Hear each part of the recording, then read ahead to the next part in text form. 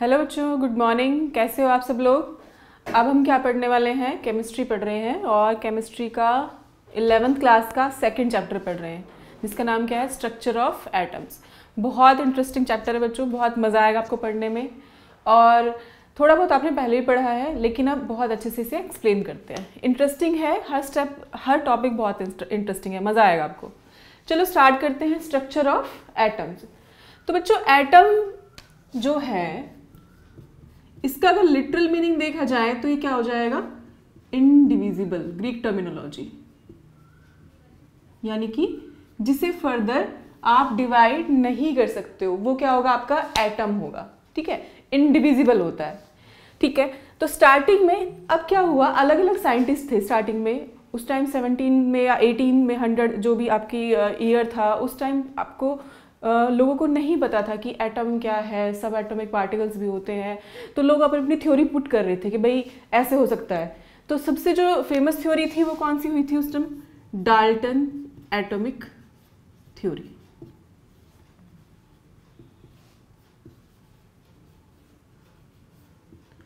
Dalton atomic theory, Dalton के कौन थे, एक ब्रिटिश स्कूल टीचर थे जिन्होंने ये थ्योरी दी और ये बहुत फेमस हुई थी थ्योरी उस टाइम। इन्होंने क्या कहा था, इनके कुछ बेसिक क्या थे, वो पॉइंट्स क्या थे इनकी थ्योरी के, कि एटम क्या है, अल्टीमेट यूनिट है, अल्टीमेट स्मॉलेस्ट पार्ट है किसी भी मैटर का, किसका, किसी भी मैटर का। ठीक है, इंडिविजिबल है, अल्टीमेट यूनिट क्या है, किसी भी सब्सटेंस की, मैटर की, एटम है। उनका सेकंड पॉइंट क्या था कि अब ये तो हमें पता है कि सब एटॉमिक पार्टिकल्स तो अभी अभी डिस्कवर हुए हैं, मतलब बाद में, उस टाइम पे नहीं डिस्कवर हुए थे, तो ये पॉइंट मान लिया गया। सेकंड पॉइंट क्या था कि जो आपके एक एलिमेंट है आपके पास, एलिमेंट का क्या था कि भाई सेम टाइप ऑफ एटम्स होंगे जो मिलके क्या बनाएंगे, एलिमेंट बनाएंगे। इनकी एक थ्योरी का ये पॉइंट था कि आपके जो एलिमेंट्स हैं उसके सभी एटम्स क्या होंगे, सेम टाइप्स के होंगे, और अगर डिफरेंट एलिमेंट्स हैं, डिफरेंट एलिमेंट्स के एटम डिफरेंट होंगे। लेकिन उसके बाद क्या आ गया, आइसोटोप्स आ गए। एटम्स के बताए थे ना, कार्बन में 12 13 14 होता है, carbon 12, carbon 13, carbon 14, isobars आ गए हैं। इस तरह से ये थ्योरी क्या हो गई थी, रिजेक्ट होनी स्टार्ट हो गई थी। फिर और मेन थर्ड पॉइंट उनका क्या था कि उनका कि रिएक्शन जब भी आपकी कुछ होती है तो क्या होता है, उसमें आपके जो एटम्स हैं वो एक फॉर्म से दूसरी फॉर्म में चेंज हो जाते हैं। ठीक है, ऐसा वो डिस्ट्रॉय नहीं होते हैं। अब आपको रेडियो एक्टिविटी के बारे में पता चल गया। चलो ये थ्योरी फाइनली डिस्कार्ड हो गई। अब मेन थ्योरी जो आई, बाकी बहुत सारी थ्योरीज आई, लेकिन किसके बेसिस पे, एक्सपेरिमेंट्स के बेसिस पे। आपको एक्सपेरिमेंट करोगे, उससे कुछ रिजल्ट निकलेगा, तभी आपको लगेगा कि यार इस थ्योरी के अकॉर्डिंग तो ये सुटेबल नहीं है ये जो आपका रिजल्ट है, तो आप धीरे धीरे नई थ्योरीज वो क्या करते हो, लेके आते हो। ठीक है, उनके लिए पहले क्या है, एक्सपेरिमेंट हम पढ़ लेते हैं, जिन एक्सपेरिमेंट की वजह से क्या हुआ, हमें पता चला कि एटम के भी और पार्टिकल्स होते हैं, सब एटॉमिक पार्टिकल्स होते हैं। तो सब एटॉमिक पार्टिकल्स कौन कौन से थे आपके,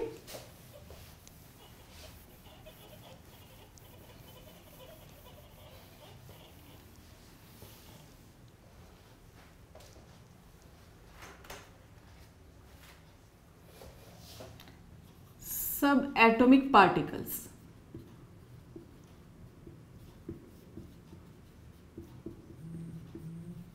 कौन कौन से हुए, इलेक्ट्रॉन्स, प्रोटॉन या इलेक्ट्रॉन कह दो, और न्यूट्रॉन। ये आपके सब एटॉमिक पार्टिकल्स हैं। ठीक है, अब क्या हुआ कि इलेक्ट्रॉन की डिस्कवरी किसने की, जे थॉमसन। कई बार कंपटीशन में पूछ लेते हैं बच्चों, आपको पता होना चाहिए। प्रोटॉन की किसने की, गोल्डस्टीन, और न्यूट्रॉन की किसने की, चैडविक। ये तो सिंपल चीजें हैं। अब हम आते हैं इलेक्ट्रॉन के ऊपर कि इलेक्ट्रॉन की डिस्कवरी हुई कैसे। बच्चों उस टाइम बहुत सारे एक्सपेरिमेंट चल रहे थे, cathode ray discharge tube experiment, देखिए डिस्चार्ज ट्यूब एक्सपेरिमेंट्स चल रहे थे। इस एक्सपेरिमेंट के थ्रू ही हमने क्या डिस्कवर किया, उस टाइम के साइंटिस्ट ने क्या डिस्कवर किया, इलेक्ट्रॉन को डिस्कवर किया।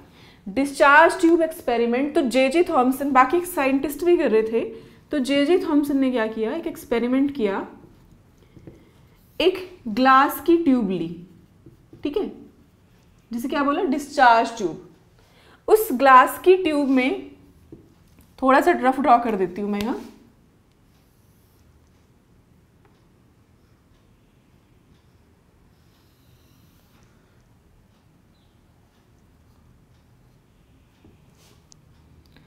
ग्लास ट्यूब के अंदर 2 इलेक्ट्रोड्स लगा दी, ठीक है, नेगेटिव पॉजिटिव, नेगेटिव टर्मिनल से इसको अटैच कर दिया, ठीक है, और यहां वोल्टेज अप्लाई की। अब यह क्या किया, एक पंप बना दिया, वैक्यूम पंप, जो क्या करता था, इस ग्लास ट्यूब के अंदर जो प्रेशर है उसे कंट्रोल करता था, कम ज़्यादा प्रेशर आप कर सकते हो, इसके अंदर गैस फिल्ड थी, ठीक है। अब इस एक्सपेरिमेंट के थ्रू उन्होंने क्या किया कि जब बहुत हाई वोल्टेज अप्लाई किया, कितना, अराउंड 10,000 वोल्ट, बहुत ज़्यादा वोल्टेज है ये, ठीक है, और प्रेशर को क्या रखा, बहुत लो रखा, ठीक है, 0.01 mm ऑफ Hg, इतना कम रखा, या 10⁻⁴ एटमॉस्फेरिक प्रेशर रखा। जब प्रेशर को बहुत कम रखा और वोल्टेज बहुत हाई रखा, अच्छा प्रेशर कम क्यों रखा, आपको पता है गैस फील्ड है, गैस क्या होती है, पुअर कंडक्टर ऑफ इलेक्ट्रिसिटी है, इसलिए प्रेशर को लो रखा ताकि कंडक्शन इसमें हो सके, ठीक है, इलेक्ट्रिसिटी का। अब क्या हुआ कि जब यहाँ वोल्टेज अप्लाई किया गया तो कुछ रेज यहाँ से निकली, ठीक है। अब ये रेज दिखाई नहीं दे रही थी क्योंकि कैसी थी, कलरलेस रेज थी, समझ में आया। तो उसे देखने के लिए क्या किया गया, एनोड की साइड एक कोटिंग लगा दी। किसकी कोटिंग लगाई, किसी फ्लोरेसेंट या फॉस्फोरेसेंट मटेरियल की कोटिंग लगा दी,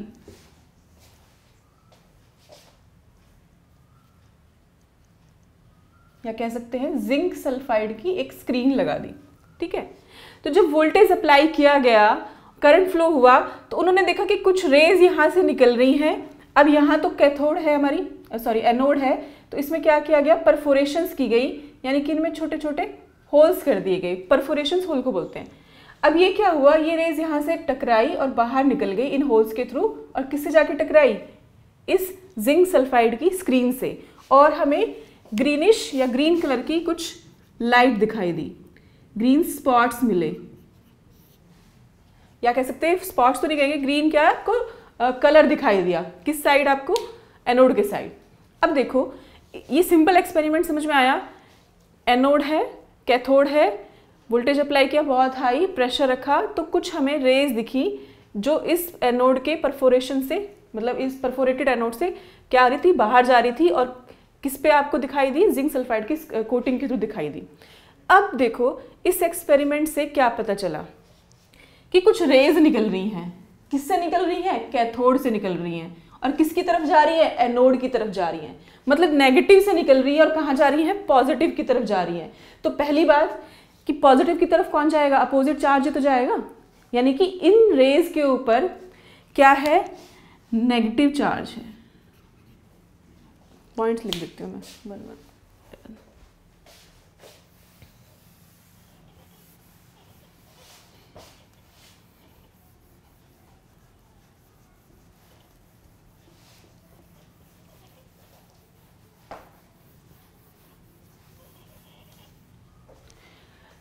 ये किससे निकल रही थी रेज, कैथोड से, तो इनको नाम क्या दिया गया, कैथोड रेज नाम दिया गया।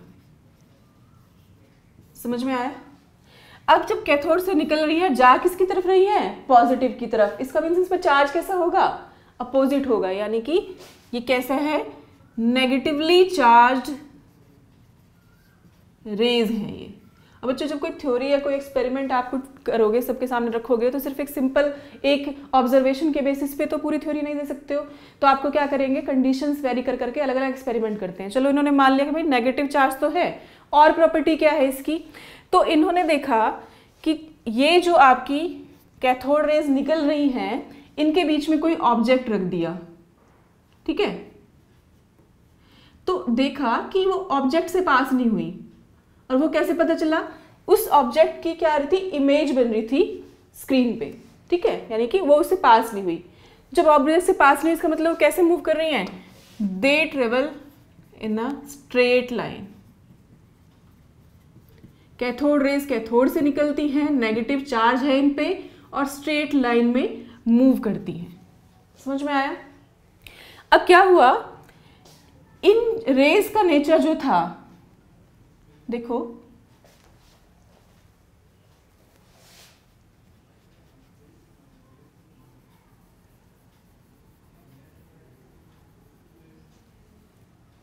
ये आपकी एनोड है, यहां गैस फील्ड है बहुत लो प्रेशर पे, ठीक है, तो देखा गया कि ये जो रेज निकली हैं, इन्होंने इस गैस मॉलिक्यूल को क्या कर दिया, आयोनाइज कर दिया, ठीक है।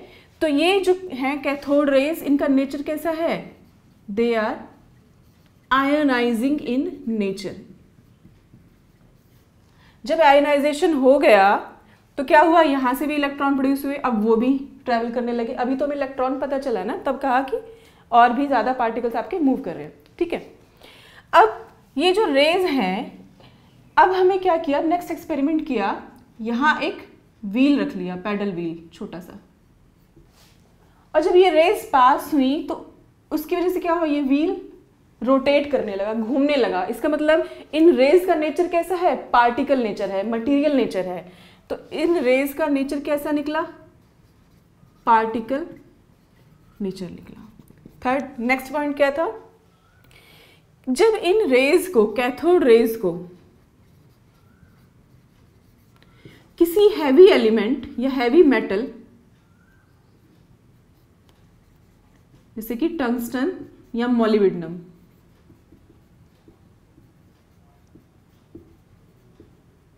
जब ये रेज इन मेटल से टकराई, स्ट्राइक की, तो क्या प्रोड्यूस हुई, एक्स रेज प्रोड्यूस हुई, ठीक है। नेक्स्ट पॉइंट और क्या था, स्ट्रेट लाइन में मूव कर रही है, नेगेटिव चार्ज है, आयनाइजिंग है, और कैथोड रेज क्या करती है, एक्स रेज प्रोड्यूस करती है। अब क्या हुआ, ये हमें पता चल गया है कैथोड रेज के बारे में, पार्टिकल नेचर है। लेटर इनको कहा गया कि ये जो पार्टिकल्स हैं वो क्या हैं, इलेक्ट्रॉन्स हैं। इस तरह से हमें क्या पता चला कि कैथोड रेज इलेक्ट्रॉन से मिलकर बनी है, कि अल्टीमेटली इलेक्ट्रॉन्स मूव कर रहे थे। समझ में आया? अब एक और पॉइंट था कि जब ये जो रेज थी, जब इनके ऊपर इलेक्ट्रिक या मैग्नेटिक फील्ड या दोनों ही अप्लाई किए गए, तो क्या हुआ, इनके पाथ में डिफ्लेक्शन हुआ, उससे क्या पता चला कि ये नेगेटिव चार्ज है। इसको फर्दर सपोर्ट करने के लिए फील्ड अप्लाई किया गया। ये सारे पॉइंट्स क्लियर हुए आपको? अब क्या हुआ कि चलो हमें पता चल गया कि कैथोड रेज से कि क्या है, कि इलेक्ट्रॉन्स की बनी है, अल्टीमेटली यहाँ से इलेक्ट्रॉन्स है। तो जे थॉमसन ने क्या किया, हमें बताया cathode ray discharge tube experiment से कि इलेक्ट्रॉन्स भी होते हैं। तो कैसा चार्ज होता है, नेगेटिव चार्ज होता है, ठीक है। किसकी तरफ जाते हैं, पॉजिटिव एनोड की तरफ जाते हैं। एक्सपेरिमेंट बहुत सिंपल था, समझ में आया? आगे चले, देखो अब क्या किया, इसी एक्सपेरिमेंट में ये जो गैस फील्ड है, इस गैस को चेंज कर दिया, ठीक है। तो देखा गया कि जो कैथोड रेज हैं वो अभी भी उनका नेचर क्या है, सेम है। दूसरी बार क्या किया गया, इलेक्ट्रोड्स को चेंज किया गया, तब भी इनका नेचर क्या मिला, सेम मिला। भाई सेम तो मिलेगा ही, ये जो आपकी रेज हैं, कैथोड एनोड या सॉरी कैथोड रेज जो हैं, ये क्या है, इलेक्ट्रॉन्स ही तो हैं। इलेक्ट्रॉन्स तो किसी भी मेटल से, किसी भी पार्टिकल से निकले सेम ही रहेंगे ना। तो इलेक्ट्रोड चेंज कर दो, चाहे आप गैस चेंज कर दो, उसका कोई इफेक्ट होगा नहीं, क्योंकि रेज किसकी बनी, इलेक्ट्रॉन्स की तो बनी हुई है। तो यहाँ तक समझ में आया एक्सपेरिमेंट आपको। अब ये जो हमारे पास हमने डिस्कवरी की एक सब एटॉमिक पार्टिकल्स की थ्रू कैथोड एक्सपेरिमेंट, क्या था, इलेक्ट्रॉन्स। अब इस इलेक्ट्रॉन पे चार्ज कैसे होगा, कितना चार्ज होगा, ये तो पता चल गया नेगेटिव चार्ज है, पर उसकी वैल्यू कितनी होगी ये भी किसने बताया, जे थॉमसन ने बताया एक अलग एक्सपेरिमेंट के थ्रू।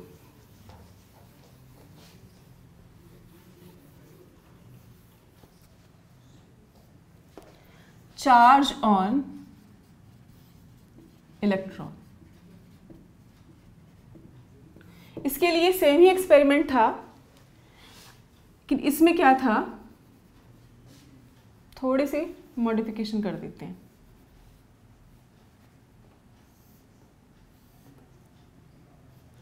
अब स्क्रीन यहां लगा दी, ठीक है, थोड़ा और बढ़ा देते हैं।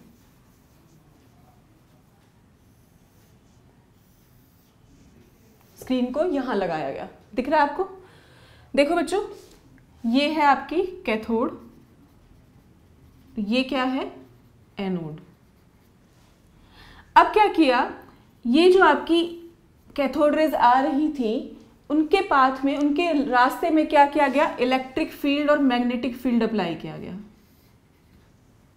यहां से क्या किया गया, इलेक्ट्रिक फील्ड, सपोज ये पॉजिटिव टर्मिनल है, नेगेटिव टर्मिनल, और इसके अपोजिट साइड क्या किया गया, यहां मैग्नेटिक फील्ड अप्लाई किया गया। देखो बच्चों, ये आपका सपोज आपकी जो रेज है, कैथोड रेज, वो इस डायरेक्शन में ट्रेवल कर रही है, तो जो इलेक्ट्रिक और मैग्नेटिक फील्ड अप्लाई किया गया वो एक दूसरे के क्या किया गया, परपेंडिकुलर, और इस पाथवे के भी परपेंडिकुलर किया गया। सपोज आपकी जो रेज है ऐसे मूव कर रही है, तो इलेक्ट्रिक फील्ड कैसे अप्लाई किया, परपेंडिकुलर टू दिस पाथ, और मैग्नेटिक फील्ड कैसे अप्लाई किया गया, इस वे में, ये भी क्या होगा आपका, परपेंडिकुलर होगा।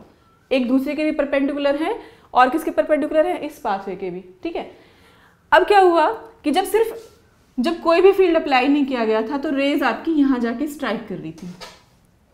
जब सिर्फ इलेक्ट्रिक फील्ड अप्लाई किया गया तो रेज यहां स्ट्राइक की, और जब ओनली मैग्नेटिक फील्ड अप्लाई किया गया तो आपकी रेज यहां जाके स्ट्राइक की, ठीक है।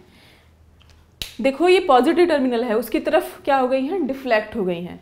जब कोई फील्ड नहीं था तो स्ट्रेट गई, in presence of magnetic field वो इस तरह से चली गई। तो जब इन इलेक्ट्रिक और मैग्नेटिक फील्ड का एक प्रॉपर वैल्यू इस तरह से अरेंज की गई कि फिर से लाइन आपकी क्या हो जाए, उनका पाथवे स्ट्रेट हो जाए, और फर्दर कैलकुलेशन के थ्रू इलेक्ट्रॉन का चार्ज निकाला गया, वो था 1.6 × 10⁻⁹ कूलम, ठीक है। सॉरी, इलेक्ट्रॉन का चार्ज तो यही होता है, बट ये नेक्स्ट एक्सपेरिमेंट में निकलेगा। इसके थ्रू निकाला गया E/m, charge by mass ratio. ये भी किसने निकाला था, जे थॉमसन ने, ये एक्सपेरिमेंट के थ्रू। तो वो हमें एक्सपेरिमेंट के थ्रू मिला around 1.75 × 10⁻11 coulomb per kilogram. Coulomb किसकी यूनिट है, चार्ज की, और एम क्या है, मास ऑफ इलेक्ट्रॉन, ठीक है। तो चार्ज बाय मास रेशो आ गया इलेक्ट्रॉन का, ये है किसके थ्रू आया, सेम डिस्चार्ज ट्यूब एक्सपेरिमेंट के थ्रू आया। एक बार सीधा निकल गया जब कोई फील्ड नहीं था, इलेक्ट्रिक फील्ड में कुछ बिहेव किया और मैग्नेटिक फील्ड में कुछ बिहेव किया। बच्चों आपको ज़्यादा याद रखने की जरूरत नहीं है, ये वैल्यू भी याद रखने की ऐसे जरूरत नहीं है, सिर्फ एक्सपेरिमेंट है, आपको पता होना चाहिए था, ठीक है। अब इन इलेक्ट्रॉन पे चार्ज कितना है, तो चार्ज ऑन इलेक्ट्रॉन वो कैसे आया, मिलिकन ऑयल ड्रॉप एक्सपेरिमेंट से। कितना आया, 1.6 × 10⁻⁹ कूलम। यहाँ माइनस साइन में लगा सकते हो, क्योंकि क्या है कि आपके इलेक्ट्रॉन का चार्ज नेगेटिव होता है, ठीक है। अब देखो इसे एक बार फास्ट देख लेते कि ऑयल ड्रॉप एक्सपेरिमेंट मिलिकन का है क्या। देखो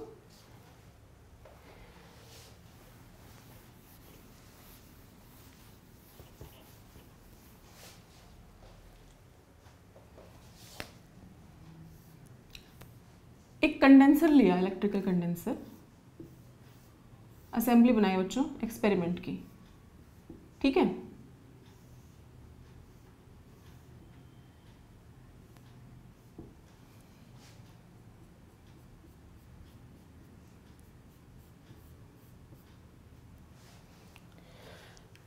थोड़ा और अच्छा बना लेते हैं।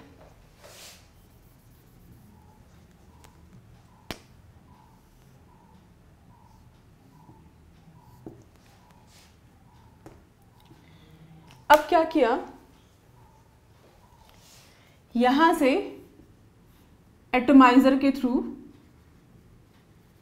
ऑयल की ड्रॉप्स डाली गई, ठीक है।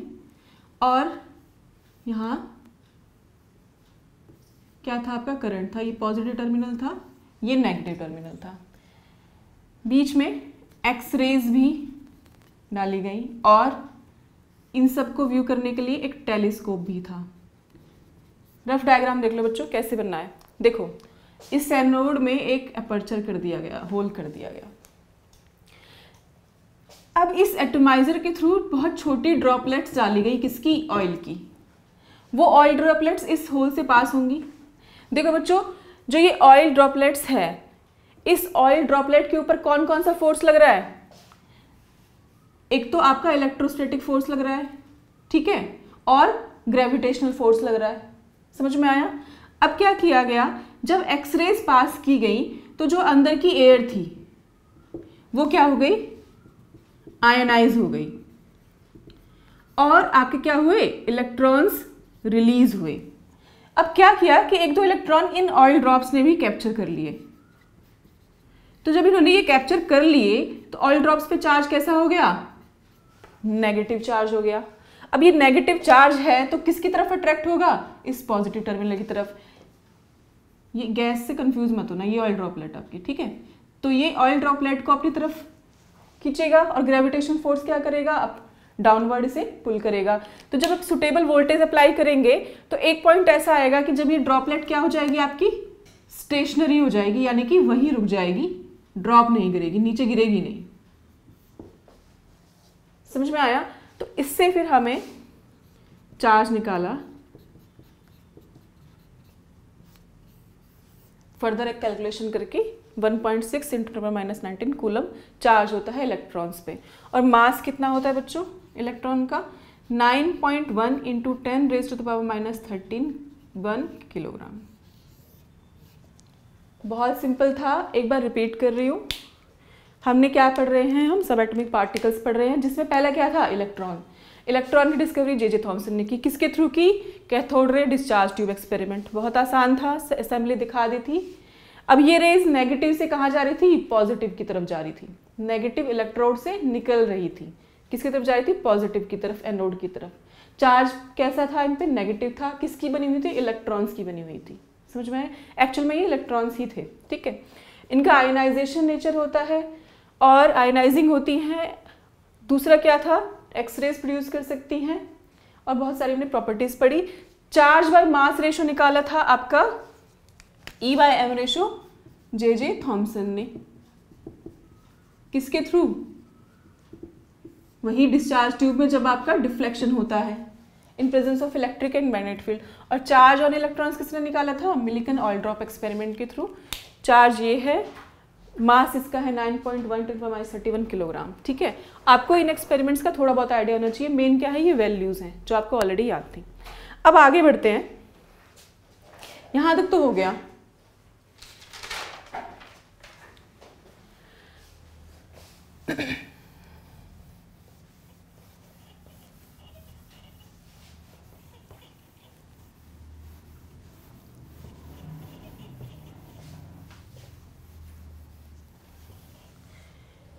जो हमें एक चीज क्या पता चल गई कि अब एटम क्या है, डिविजिबल है, ठीक है। उसमें एक सब एटॉमिक पार्टिकल हमें पता चल गया था, वो हमें मिला था इलेक्ट्रॉन,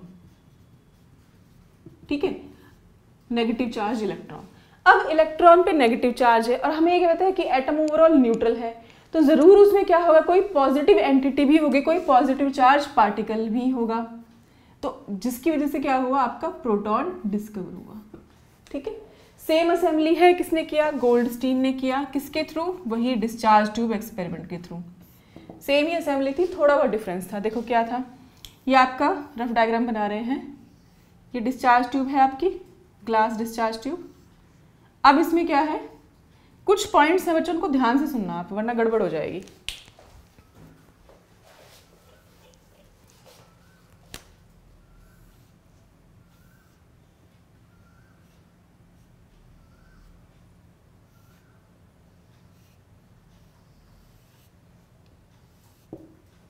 ये क्या है, इलेक्ट्रोड्स हैं और यहाँ से हम करंट पास करा रहे हैं। ये क्या लिया था पहले भी हमने, कैथोड नेगेटिव, एनोड पॉजिटिव।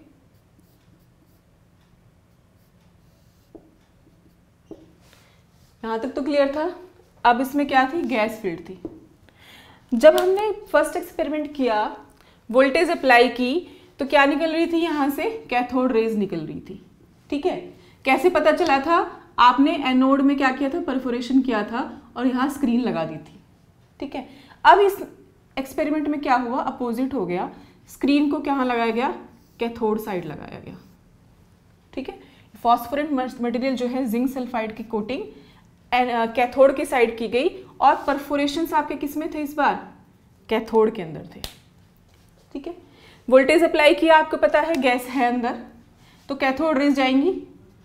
ठीक है, इलेक्ट्रॉन मूव करेंगे और इन गैसेस का क्या कर देंगे, गैस पार्टिकल का जो है अंदर आयोनाइजेशन हो जाएगा।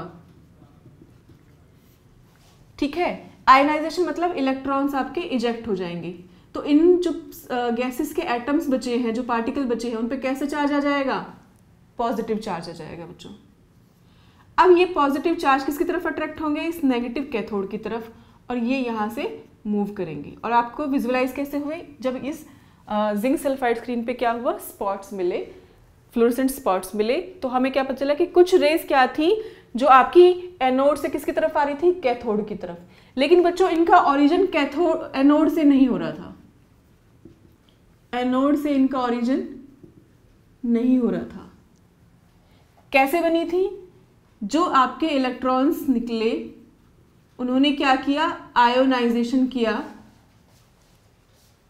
गैसेस का, और जब उन गैस के पार्टिकल्स से, एटम से क्या निकले, इलेक्ट्रॉन रिजेक्ट हो गए, तो ये पार्टिकल्स कैसे हो गए, positively charged. Positive charge particles हैं तो किसकी तरफ मूव करेंगे, नेगेटिव इलेक्ट्रोड, वो क्या थी हमारी कैथोड। समझ में आया। सिंस इनके ऊपर पॉजिटिव चार्ज है इसलिए इनको क्या कहा गया, एनोड रेज कहा गया। लेकिन ये एनोड से ओरिजिनेट नहीं हो रही थी। ठीक है, दूसरा, इनमें और कैथोड रेज में सिंपल इसी पॉइंट का मेन डिफरेंस है कि आपकी कैथोड रेज कैथोड से ओरिजिनेट हो रही थी, लेकिन जो बीच में गैसेस मॉलिक्यूल से, वहां से भी इलेक्ट्रॉन रिजेक्ट हो रहे थे। लेकिन एनोड रेज एनोड से ओरिजिनेट नहीं होती हैं। ठीक है, अब इनकी बाकी प्रॉपर्टीज क्या है, देखो ये क्या है, पॉजिटिव चार्ज क्या है, गैस के पार्टिकल्स ही तो हैं, गैस के पॉजिटिव चार्ज एटम्स ही तो हैं, पॉजिटिवली चार्ज गैसियस एटम। तो जब अगर हम गैस चेंज करेंगे इस डिस्चार्ज ट्यूब के अंदर, तो जो हमें एनोड रे मिलेगी वो भी तो डिफरेंट मिलेगी। दूसरा ये मेन डिफरेंस था। ठीक है, उस केस में तो केवल इलेक्ट्रॉन रिजेक्ट हो रहे थे, लेकिन इस केस में क्या है, एनोड रेज आपके मटेरियल पार्टिकल पे या गैस पे डिपेंड करती है, उन्हें चेंज करने पे इनका बिहेवियर भी चेंज हो जाता है। ठीक है, तो जब देखा गया कि जो इनका चार्ज था, एनोड रेज पे जो चार्ज था, ये तो पता चल गया कि पॉजिटिव चार्ज है, बट जब चार्ज निकाला गया डिफरेंट गैसेस का, तो हर बार क्या आ रहा था, 1.6 × 10⁻19 कूलम का क्या आ रहा था, मल्टीपल आ रहा था हर बार।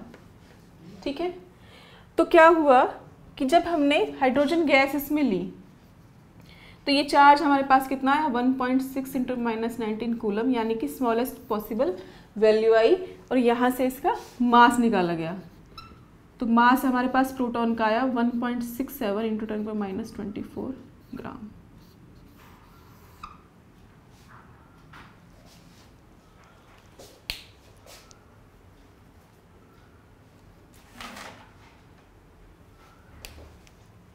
ठीक है बच्चों, यहाँ तक क्लियर हुआ, एनोड रेज समझ में आई। डिफरेंस समझ में आया? अब देखो आगे चलते हैं। दूसरा सब एटॉमिक पार्टिकल हमें मिल गया, क्या था? प्रोटॉन, जिस पे चार्ज कैसा था? पॉजिटिव था। अब न्यूट्रलिटी तो, एटम की न्यूट्रलिटी तो सेटिस्फाई हो गई भाई, नेगेटिव भी मिल गया, पॉजिटिव भी मिल गया। तो क्या किया गया कि भाई मास निकालते हैं।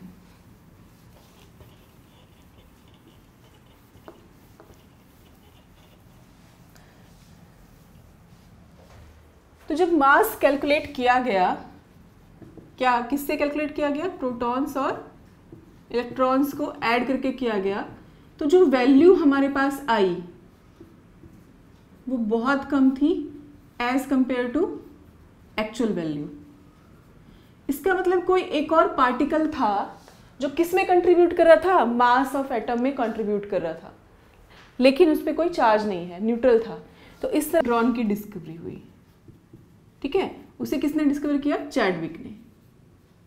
बहुत सिंपल एक्सपेरिमेंट उन्होंने किया। इस एक्सपेरिमेंट के अकॉर्डिंग अल्फा पार्टिकल्स की बॉम्बार्डमेंट कराई गई, यानी कि स्ट्राइक कराए गए लाइटर एलिमेंट्स पे, जैसे कि बेरिलियम, बोरॉन, इन पे इनको बॉम्बार्डमेंट कराया गया, स्ट्राइक किया गया। तो देखो क्या होता है। अल्फा पार्टिकल्स क्या है, पहले तो ये देख लो बच्चों। अल्फा पार्टिकल्स आपके होते हैं जिन पे 2 यूनिट पॉजिटिव चार्ज होता है, और मास कितना होता है इनका? 4 यूनिट, यानी कि ये हीलियम न्यूक्लियस ही है आपका ऑलमोस्ट। अब इन अल्फा पार्टिकल्स की जब बॉम्बार्डमेंट कराई गई, ये आपके क्या हैं? अल्फा पार्टिकल्स हैं। चार्ज इस पे कितना है? 2। मास कितना है? 2He4, यानी कि 4। किस पे कराई गई? बेरिलियम पे कराई गई। ठीक है, बेरिलियम क्या है आपका? 4Be9। मास नंबर क्या है इसका? 9। एटॉमिक नंबर है 4। तो क्या हुआ, हमारे पास एक अलग एलिमेंट आया, यानी कि कार्बन आया 6C12। अब यहां मास नंबर कितना है? 12। और एक और सब एटॉमिक पार्टिकल निकला, न्यूट्रॉन आपका, जिसपे चार्ज तो कुछ नहीं था, बट 1 यूनिट पॉजिटिव वो था, मास था इसका, 1 मास था। तो ये इस तरह से आपकी न्यूट्रॉन की डिस्कवरी हुई। समझ में आया? अब 3 आपके पास पार्टिकल्स आ गए हैं। कौन कौन से? इलेक्ट्रॉन, प्रोटॉन और न्यूट्रॉन्स। ठीक है, इलेक्ट्रॉन, प्रोटॉन, न्यूट्रॉन आ गए हैं। इलेक्ट्रॉन पे चार्ज नेगेटिव, पॉजिटिव, और इस पे कोई भी चार्ज नहीं होता। ठीक है, अच्छा, इसके चार्ज की वैल्यू कितनी है? सेम है, 1.6 × 10⁻19 कूलम नेगेटिव में, ये है पॉजिटिव में, और इस पे कोई चार्ज नहीं है।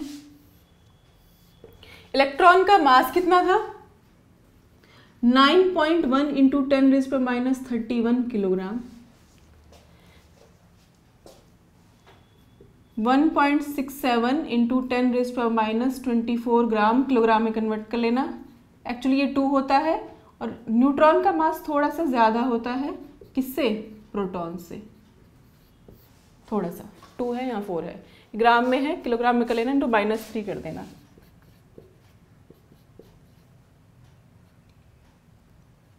ये किलोग्राम में आ जाएगा आपका, यानी कि 27। यहाँ तक क्लियर हो गया आपको? अब देखो बच्चों क्या है, हमारे पास इलेक्ट्रॉन आ गया, प्रोटॉन आ गया और न्यूट्रॉन आ गया। अब हम क्या कर सकते हैं? किसी भी एलिमेंट को या किसी भी एटम को डिनोट कर सकते हैं। तो पहले देखेंगे कि हम डिनोट कैसे कर रहे हैं एटम्स को। उससे पहले चलो मॉडल पढ़ लेते हैं एक।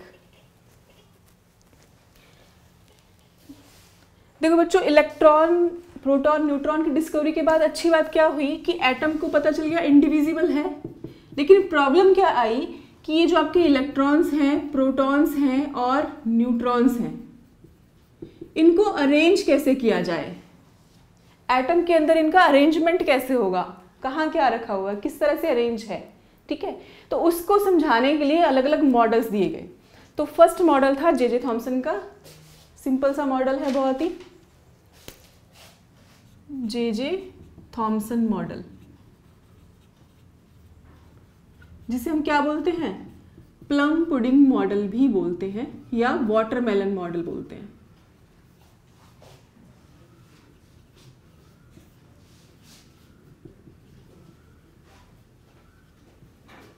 इसमें क्या था, इसे कैसे एक्सप्लेन किया गया कि ये आपका एटम है, इसके अंदर पॉजिटिव और नेगेटिव चार्ज आपके इस तरह से एम्बेडेड होते हैं, जिस तरह से आपका वाटरमेलन के अंदर सीड एम्बेडेड होते हैं या पुडिंग के अंदर आपके प्लम एम्बेडेड होते हैं।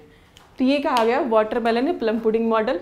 इसका बस एक पॉजिटिव फीचर था, क्या अच्छा फीचर था कि इसने न्यूट्रलिटी को ध्यान में रखा, इलेक्ट्रॉन प्रोटॉन को न्यूट्रलिटी कर दी, एटम की न्यूट्रलिटी कर दी, ठीक है। बाकी कुछ भी चीज़ एक्सप्लेन नहीं कर पाया है। तो इसके बाद नया मॉडल रखा गया जो था हमारा इम्पॉर्टेंट है, बहुत ईजी भी है, रदरफोर्ड मॉडल। और किसके थ्रू निकाला गया? रदरफोर्ड अल्फा स्कैटरिंग एक्सपेरिमेंट के थ्रू इसे निकाला गया। देखिए रदरफोर्ड मॉडल,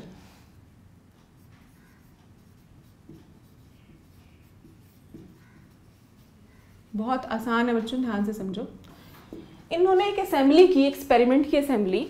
उस असेंबली में क्या किया गया, अल्फा पार्टिकल्स को लिया गया। अल्फा पार्टिकल्स भी बताया चार्ज क्या है +2, यानी कि 2He4 है, मास कितना है 4 यूनिट होता है इसका। इन अल्फा पार्टिकल्स की बोम्बार्डमेंट कराई गई, बोम्बार्डमेंट मतलब उन पे स्ट्राइक किया गया, किसके ऊपर? गोल्ड फॉइल के ऊपर। इन बोम्बार्डमेंट के बाद ये जब अल्फा पार्टिकल डिफ्लेक्ट होंगे उनको ऑब्जर्व किया गया। तो एक बार सेटअप देख लें हम एक्सपेरिमेंट का। एक लेड ब्लॉक लिया, उसके अंदर क्या रखा गया? एक रेडियो एक्टिव एलिमेंट रखा, रेडियो एक्टिव एलिमेंट यानी कि रेडियम रख दिया, जो क्या रिलीज कर रहा था? अल्फा पार्टिकल्स रिलीज कर रहा था। लेड के ब्लॉक में अल्फा पार्टिकल रिलीज करने वाला एलिमेंट रखा, यानी कि रेडियम रखा। इन अल्फा पार्टिकल्स को एक स्मॉल स्लिट से पास किया गया, यानी कि वो एक ही बहुत कम एक बार डायरेक्शन में जाएं तो स्लिट लगा दी गई बीच में, ठीक है। अब इस अल्फा पार्टिकल को किस पे स्ट्राइक किया गया? गोल्ड फॉइल के ऊपर स्ट्राइक किया गया, और एक यहाँ सर्कुलर जिंक सल्फाइड की स्क्रीन लगा दी बच्चों। देखिए जिंक सल्फाइड की क्या थी? स्क्रीन थी। तो अल्फा पार्टिकल इस पे स्ट्राइक किए, डिफ्लेक्ट हुए अलग अलग डायरेक्शन में। अब उन्होंने क्या किया, इस एक्सपेरिमेंट के थ्रू 3 ऑब्जर्वेशंस उन्होंने की। 3 ऑब्जर्वेशन उनकी मेन क्या है? ऑब्जर्वेशंस क्या हैं? फर्स्ट ऑब्जर्वेशन उन्होंने देखी, यानी कि क्या ऑब्जर्व किया? भाई हम एक्सपेरिमेंट करते हैं, हम ये तो देख रहे हैं कि हो क्या रहा है उसमें। हमने उस पार्टिकल को बम्बार्ड किया, स्ट्राइक करवाया उस पर, तो कुछ अल्फा पार्टिकल्स डिफ्लेक्ट हुए। तो कैसे कैसे डिफ्लेक्ट हुए, वो कैसे हुआ? Most of the alpha particles go straight,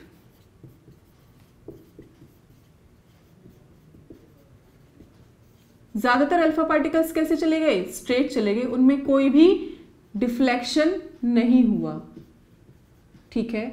ये तो एक ऑब्जर्वेशन थी। सेकंड ऑब्जर्वेशन इन्होंने देखी कि few alpha particles deflected by A small angle,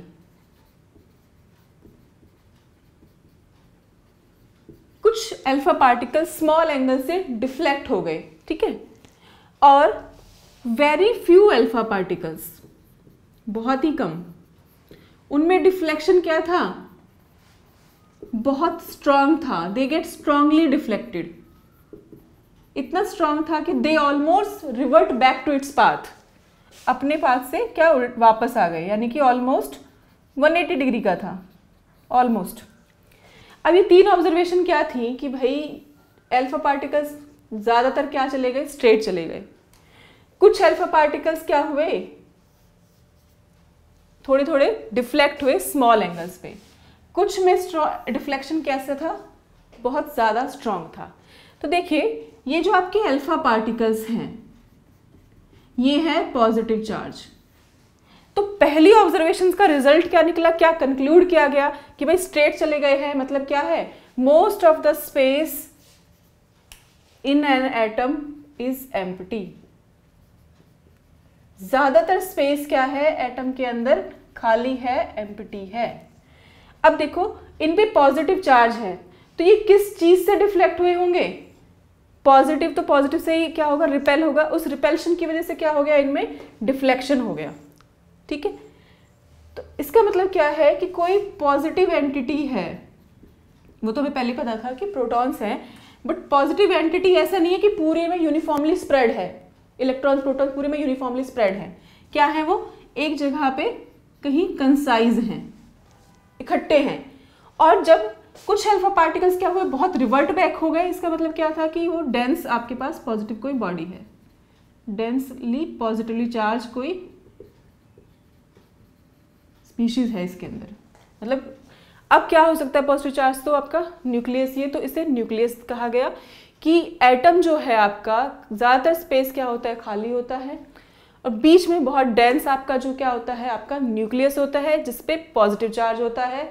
और इसी न्यूक्लियस के अंदर आपके क्या होंगे, इसी न्यूक्लियस के अंदर आपके प्रोटॉन्स और न्यूट्रॉन्स होंगे, न्यूक्लियस के अंदर ही होंगे आपके प्रोटॉन्स और, दिख रहा है बच्चों आपको, न्यूट्रॉन्स। और फिर इलेक्ट्रॉन्स कहाँ होंगे, इसने कहा कि इलेक्ट्रॉन्स रिवॉल्व करेंगे ऑर्बिट्स के अंदर, जिस तरह से सन के अराउंड प्लैनेट्स रिवॉल्व करते हैं उसी तरह से इलेक्ट्रॉन्स रिवॉल्व करेंगे अराउंड न्यूक्लियस। बहुत सिंपल, बहुत अच्छी थ्योरी दिख लगी हमें उस टाइम कि भाई ठीक है, ज़्यादातर स्पेस क्या है आपका मेन ही कंसाइज है, तो जो मेन मास होगा वो किसकी वजह से होगा, एटम का, न्यूक्लियस की वजह से, और इलेक्ट्रॉन्स तो सिर्फ क्या कर रहे हैं, रिवॉल्व कर रहे हैं। ठीक है, इस प्रोटॉन्स और न्यूट्रॉन्स को कलेक्टिवली हम क्या बोलते हैं, देखो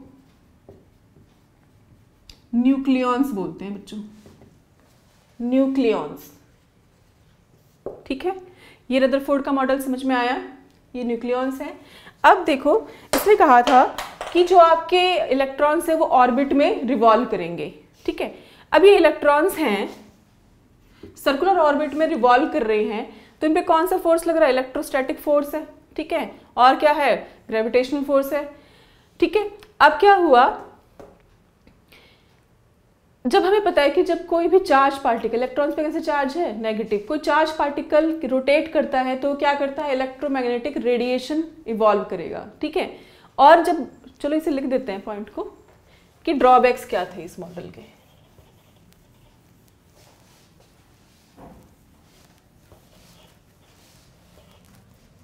ड्रॉबैक्स क्या थे इस मॉडल के अकॉर्डिंग, जो आपका इलेक्ट्रॉन है वो क्या करेगा, रिवॉल्व करेगा सर्कुलर ऑर्बिट में, किसके अराउंड, न्यूक्लियस के अराउंड रिवॉल्व करेगा। ठीक है, अब हमें पता है कि चार्ज स्पीशीज है, रिवॉल्व करेगी तो कुछ electric and magnetic field generate करेगी, यानी कि कुछ ईएम रेडिएशंस, इलेक्ट्रोमैग्नेटिक रेडिएशंस को रिलीज करेंगी, जिसकी वजह से क्या होगा, इनका पाथ श्रिंक होता जाएगा, और ये अल्टीमेटली क्या होगा, इलेक्ट्रॉन आपका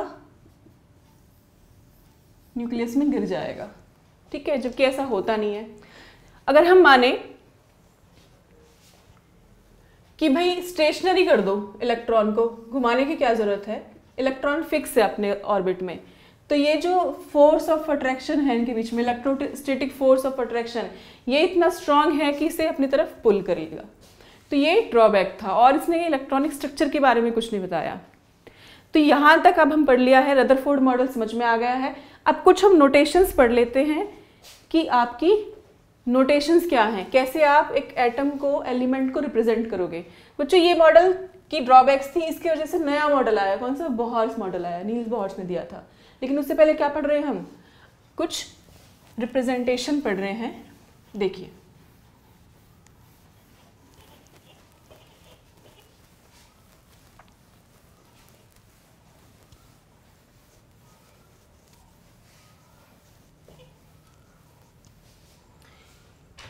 आपका कोई भी एलिमेंट है उसको आप रिप्रेजेंट कैसे करते हो, देखो पीरियोडिक टेबल में आपने देखा होगा कैसे लिखा होता है, मतलब ZXA से। ठीक है, इस तरह से रिप्रेजेंटेशन होता है आपका। यहां Z क्या है आपका, एटॉमिक नंबर, X क्या है, एलिमेंट का रिप्रेजेंटेशन है, एलिमेंट का क्या है, रिप्रेजेंटेशन, और ए क्या है आपका, मास नंबर। समझ में आया? अब देखिए, जैसे आपका एग्जांपल ले लेते हैं 2He4 हीलियम का। 2 is the atomic number. Representation helium को कैसे किए हमने, He से, तो ये क्या है यहाँ x है, ये क्या है यहाँ z है, और 4 क्या है हमारा मास नंबर है। अब इस रिप्रेजेंटेशन से आप नंबर ऑफ इलेक्ट्रॉन्स, प्रोटॉन्स और न्यूट्रॉन्स कैसे निकालोगे? देखिए 2He4 है, तो जितना आपका एटॉमिक नंबर है वही आपका बराबर होगा नंबर ऑफ इलेक्ट्रॉन्स के और नंबर ऑफ प्रोटॉन्स के। इलेक्ट्रॉन और प्रोटॉन का नंबर बराबर होगा एटॉमिक नंबर के, यानी कि Z के। और A क्या है आपका, मास नंबर। मास आपका इसलिए किसकी वजह से होता है, न्यूट्रॉन और प्रोटॉन के। तो this is equal to N+P, neutron plus protons, जिसको कलेक्टिवली हमने क्या बोला, न्यूक्लियॉन्स। तो 2He4 का एग्जाम्पल जो है, इसमें एटॉमिक नंबर है 2, तो इलेक्ट्रॉन्स कितने हैं 2, नंबर ऑफ प्रोटॉन्स भी कितने हैं 2, और मास नंबर कितना है बच्चों 4। तो अगर किसी क्वांटिटी में हमें, किसी एलिमेंट का हमें नंबर ऑफ न्यूट्रॉन्स निकालना हो, तो हम क्या करेंगे, मास नंबर में से नंबर ऑफ प्रोटॉन्स को माइनस कर देंगे, तो हमारे पास नंबर ऑफ न्यूट्रॉन्स आ जाएगा। ठीक है बच्चों? तो इसके न्यूट्रॉन्स कितने होंगे, 4 - 2 दैट इज 2। एक एग्जांपल और ले लेते हैं। आपके पास एक एलिमेंट है बेरिलियम का, ले लेते हैं 4Be9। ठीक है, एटॉमिक नंबर है 4, मास नंबर है 9, तो नंबर ऑफ इलेक्ट्रॉन्स कितने हैं 4, नंबर ऑफ प्रोटॉन्स कितने हैं 4, और नंबर ऑफ न्यूट्रॉन्स कितने हैं A - Z दैट इज 9 - 4 यानी कि 5। समझ में आया नंबर ऑफ न्यूट्रॉन प्रोटॉन निकालने का तरीका? एक क्वेश्चन और कर लेते हैं आपका। एक एलिमेंट है आपका, ठीक है, जिसके नंबर ऑफ इलेक्ट्रॉन्स, प्रोटॉन्स और न्यूट्रॉन्स गिवन है। आपको क्या बताना है उस एलिमेंट का, ZXA बताना कि एलिमेंट क्या है आपका। इलेक्ट्रॉन्स तो थे 18, प्रोटॉन्स कितने हैं 16, और न्यूट्रॉन्स भी कितने हैं 16। तो ये एलिमेंट क्या है बच्चों, आप पता करके बताओ। देखो ZXA है जो है, तो एटॉमिक नंबर किसके बराबर होता है, नंबर ऑफ प्रोटॉन्स के और इलेक्ट्रॉन्स के। लेकिन यहाँ तो प्रोटॉन और इलेक्ट्रॉन क्या है, डिफरेंट है। समझ में आया? अब हमें पता है कि कुछ चार्ज स्पीशीज होती हैं जो क्या कर सकते हैं, इलेक्ट्रॉन ले सकती हैं, यानी कि नेगेटिव चार्ज स्पीशीज। तो हम किसे मानेंगे, मेन प्रोटॉन। तो प्रोटॉन के अकॉर्डिंग कितने प्रोटॉन्स हैं 16, तो एटॉमिक नंबर क्या होगा 16 हो जाएगा। ठीक है, अब मास नंबर कैसे निकालते हैं, मास नंबर निकालते हैं न्यूट्रॉन और प्रोटॉन को ऐड करके, यानी कि 16 + 16 = 32। तो इस एलिमेंट का जो आपका आर्बिट्री एलिमेंट है अभी, उसका मास नंबर कितना है 32। लेकिन अब चार्ज बैलेंस नहीं हो रहा है, यानी कि इलेक्ट्रॉन्स कितने आए 18। तो हमें पता है 16 का एटॉमिक नंबर वाला क्या है, सल्फर। तो 16 सल्फर 32 है। अगर इसमें मैं -2 चार्ज लगा दूं, यानी कि S - 2, 2 इलेक्ट्रॉन्स एक्स्ट्रा हैं इसके पास, तो प्रोटॉन्स अभी भी कितने हैं 16, न्यूट्रॉन्स कितने हैं 16, मास नंबर कितना है 16 + 16 यानी कि 32, और इलेक्ट्रॉन्स कितने हैं 16 तो ऑलरेडी थे, और 2 नेगेटिव चार्ज से आए, यानी कि 18 इलेक्ट्रॉन्स। समझ में आ गया यहाँ तक? ठीक है, एक लास्ट टॉपिक पढ़ लेते हैं बच्चों, उसके बाद नेक्स्ट टर्न पे हम पढ़ेंगे नया मॉडल।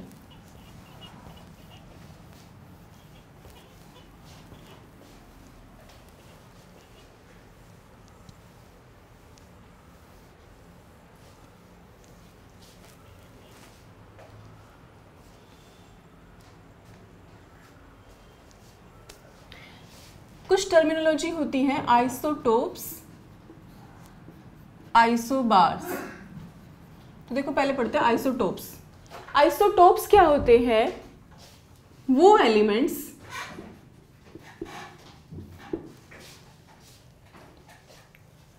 जिनका एटॉमिक नंबर क्या हो, सेम हो, लेकिन मास नंबर क्या हो, डिफरेंट हो, उन्हें हम क्या बोलते हैं, आइसोटोप्स बोलते हैं। ठीक है, एग्जाम्पल देखिए, हाइड्रोजन के 3 आइसोटोप्स हैं, कौन सा, 1H1, 1H2, 1H3, protium, deuterium, tritium. ठीक है, मास एटॉमिक नंबर सब में कितना है बच्चों, सेम, यानी कि 1 1 1, और मास नंबर कितना है, डिफरेंट है, इसमें 1 है, इसमें 2 है, इसमें 3 है। तो ये क्या होंगे, atomic isotopes, atomic number same होंगे बट मास नंबर डिफरेंट। और कौन सा पढ़ा था आपने एग्जाम्पल, कार्बन का, 6 कार्बन 12, 6 कार्बन 13 और 6 कार्बन 14। एटॉमिक नंबर 6 6 है, मास नंबर क्या है, 12, 13, 14। समझ में आया। नेक्स्ट होता है आइसोबार्स, वो एलिमेंट्स जिनका मास नंबर क्या हो, सेम हो, एटॉमिक नंबर चाहे डिफरेंट हो। एटॉमिक नंबर तो डिफरेंट होगा लेकिन मास नंबर आपका हमेशा सेम आएगा। एग्जाम्पल देखिए 19 पोटेशियम 40, 20 कैल्शियम 40।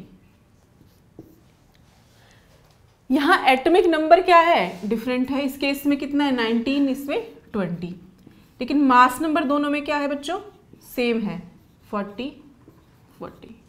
समझ में आ गया। नेक्स्ट आता है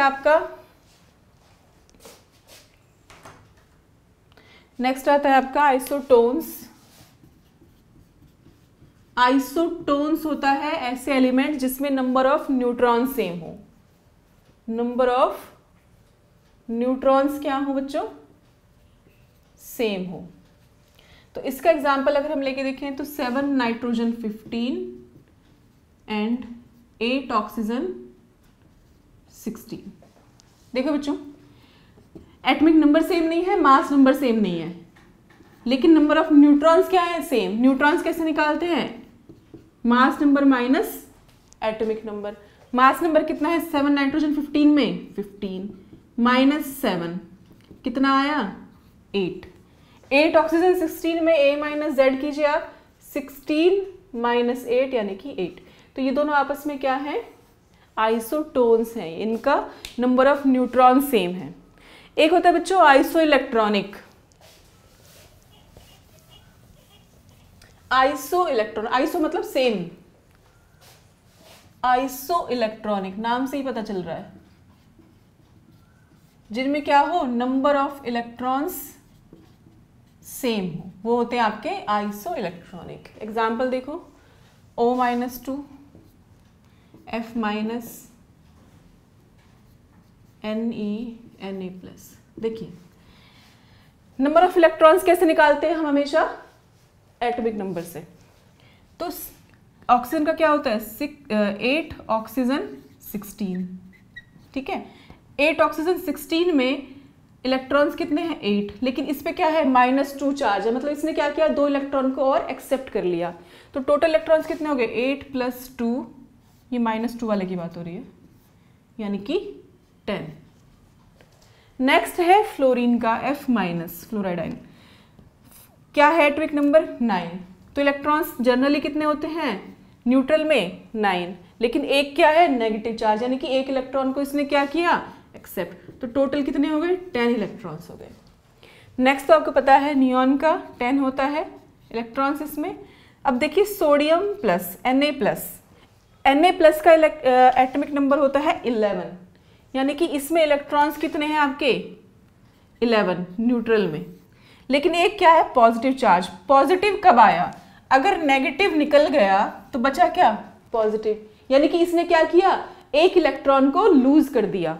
तो 11 - 10 यानी कि 11 - 1 = 10।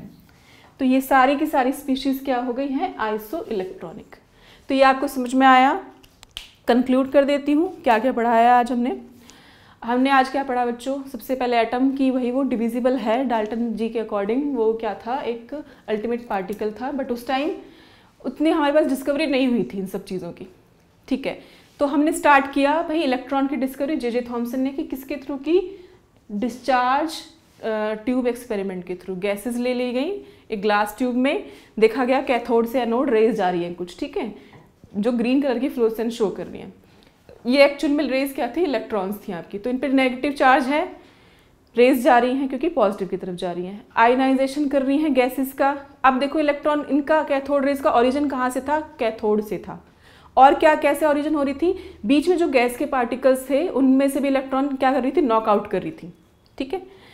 अब दूसरा क्या था इसका पॉइंट, आयनाइजिंग इन नेचर है, एक्सरेज प्रोड्यूस कर सकती हैं जब किसी हैवी मेटल से टकराएं। इलेक्ट्रिक और मैग्नेटिक फील्ड में ये क्या करती हैं, डिफ्लेक्ट करती हैं। इस डिफ्लेक्शन की वजह से ही E/m निकाला गया। किसने निकाला, जे थॉमसन ने निकाला था, ठीक है। इलेक्ट्रिक फील्ड में कुछ डिफ्लेक्ट करेंगी, मैग्नेटिक में कुछ, जब इन दोनों को बैलेंस कर दोगे तो वो स्ट्रेट जाएंगी कैथोड रेज, और आपके पास E/m वैल्यू आ गई थी, ठीक है। चार्ज ऑन इलेक्ट्रॉन्स किसने निकाला, मिलिकन ऑयल ड्रॉप एक्सपेरिमेंट के थ्रू, जो कि बहुत आसान था। आप एटोमाइजर के थ्रू ड्रॉपलेट्स बनाई गई किसकी, ऑयल की, उनको क्या किया गया, एक सुटेबल इलेक्ट्रिक फील्ड अप्लाई किया गया जिससे कि वो स्टेशनरी हो गई, ग्रेविटेशनल की तरफ पुल नहीं हुई, ठीक है। उसकी वजह से उसका इलेक्ट्रॉन, उस पर चार्ज निकाला गया। तो जो चार्ज आया बार बार वो क्या था, एक नंबर, एक क्वांटिटी का मल्टीपल था। वो क्वांटिटी क्या थी, 1.6 × 10⁻19, ठीक है। अब क्या था दूसरा, एनोड रेज आई। अब इलेक्ट्रॉन्स तो हमें पता चल गया, इलेक्ट्रॉन्स पे नेगेटिव चार्ज है, तो ये भी पता चला कि इलेक्ट्रॉन्स को नेगेटिव को कोई पॉजिटिव बैलेंस कर रहा होगा। तो क्या निकाली गई, एनोड रेज के थ्रू पता किया गया। एनोड रेज में सिंपल ही था, कैथोड से एनोड क्या कर रहे थे, कैथोड रेज मूव कर रही थी। एनोड रे में क्या किया गया, परफोरेशन कैथोड साइड कर दी गई, तो इलेक्ट्रॉन्स तो अभी भी एनोड की तरफ जाएंगे, और बीच में क्या कर रहे हैं, गैसेस को आयनाइज कर रहे हैं, यानी कि इलेक्ट्रॉन निकल गया। अब इलेक्ट्रॉन निकला तो बचा क्या, पॉजिटिव, तो पॉजिटिव किसकी तरफ मूव करेगा, कैथोड की तरफ। तो ये आपकी थी एनोड रेज, लेकिन ये एनोड से ओरिजिनेट नहीं हो रही थी, ठीक है। इनको कैनाल रेज भी बोलते हैं। इतना समझ में आया। अब लास्ट में हमारे न्यूट्रॉन की डिस्कवरी चैडविक ने कर दी थी, वही हीलियम बम्बार्डमेंट करा दिया हीलियम के ऊपर अल्फा पार्टिकल्स का। अब हमारे पास तीनों पार्टिकल्स आ गए। मेन प्रॉब्लम थी इनकी अरेंजमेंट की, जो जे थॉमसन ने मॉडल दिया, प्लम पुडिंग मॉडल, बट वो सुटेबल नहीं था। तो नेक्स्ट मॉडल दिया गया, रदरफोर्ड ने दिया गया, alpha scattering experiment. Gold foil के ऊपर अल्फा पार्टिकल की बम्बार्डमेंट कराई गई और उनके स्कैटरिंग पैटर्न को क्या किया गया, ऑब्जर्व किया। 3 ऑब्जर्वेशन आई कि मोस्टली खाली पार्ट होता है, एम्प्टी होता है, और न्यूक्लियस क्या है, सेंटर में एक बहुत कंसाइज मास होता है, पॉजिटिवली चार्ज बॉडी होती है जो इसको हम न्यूक्लियस बोला, और न्यूक्लियस के अंदर ही न्यूट्रॉन प्रोटॉन है, इलेक्ट्रॉन अराउंड में उसके रिवॉल्व कर रहे हैं, ठीक है। इसका ड्रॉबैक क्या था, इसने स्टेबिलिटी नहीं बता पाया बेचारा, कि भाई अगर कंटिन्यूसली रिवॉल्व करेंगे तो फाइनली क्या होगा, श्रिंक होता जाएगा पाथ उसका, क्योंकि इलेक्ट्रोमैग्नेटिक रेडिएशंस निकलेंगी और अल्टीमेटली आपका एटम अनस्टेबल हो जाएगा, जबकि ऐसा है नहीं। फिर हमने लास्ट में कुछ टर्म्स पढ़ी, आइसोटोप्स क्या है, आइसोबार्स क्या है, आइसोइलेक्ट्रॉनिक क्या है। अब नेक्स्ट टर्म पे हम पढ़ेंगे नया मॉडल, कौन सा, बोर्स मॉडल, ठीक है, बोर्स मॉडल ऑफ एटम, ठीक है बच्चों।